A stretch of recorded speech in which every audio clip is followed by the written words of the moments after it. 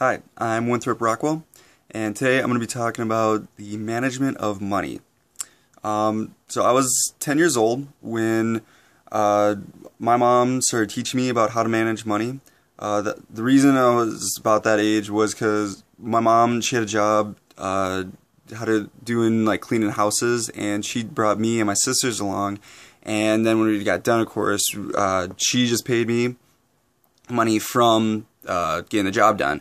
And so after a couple of times of going and doing that, I was starting making some decent amount of money. And so then she felt the need to start discussing with me about how to save up and not always spend it on toys and video games at that time. It was a pretty open discussion about how to save money and how finances should be handled in the house. And I think just because my parents didn't want me going spending money the second that I got it, and how to invest was important skill to have, so that you're not always living from paycheck to paycheck in the future. Seeing how like the finances were handled in the houses, I mean, we didn't always have like the nicest, most updated stuff. We didn't always have like the nicest, newest cars or stuff around the house, but we were financially stable, definitely, and we didn't ever like really need anything. And that's how I always noticed when growing up as a kid in the house. The responsibilities that I had, at least when I was growing up as a kid, was at least when I was around that age, was, I mean, obviously, of course, paying for my own toys and stuff like that. Didn't really get into buying my own food, but then when I started playing hockey, getting up to about like 12 or 13 years old, my parents wanted me of course, learn the responsibility of buying my own equipment. So then I started having to purchase my own hockey stuff. And then once I got a little older, of course, and I got into the point of then buying I actually bought my own first car, just because then I got really good at saving up money, so I really didn't need to ask my parents for help with that.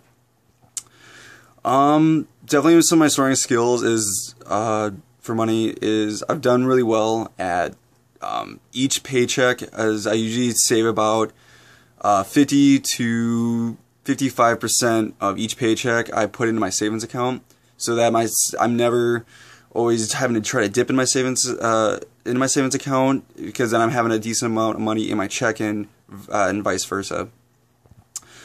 Probably one of the things I need to work on is just always managing my accounts, because sometimes I don't check how much money I have in my checking account, and if I do an extra amount of spending or going out to eat a lot, sometimes I don't check, and I have overdrawn from my checking account, and I've gotten a fee once in a while, so I definitely know I need to get better at that.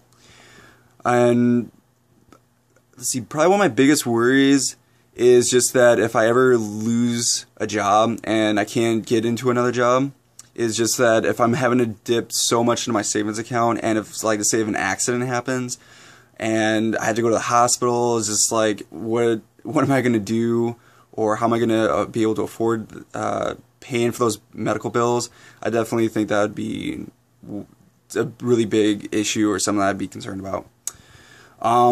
One of my most successful experiences is probably, like I said, when I was about like 12 years old, when I bought my first pair of hockey skates that were like $200, and of course back then, I mean, that was a lot of money, and I was very proud of myself that I was able to save up and get that. One of my least successful was buying my first car was a minivan, and I had to spend a $600 to fix it was like an engine problem. It was like $600, so that was a huge chunk out of my savings. So definitely learning to have the right amount of money once you make a purchase like that for backup is definitely important.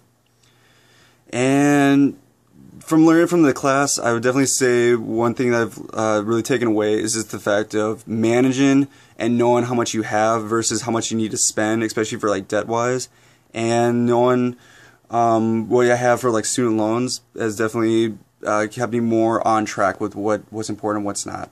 So thank you for listening.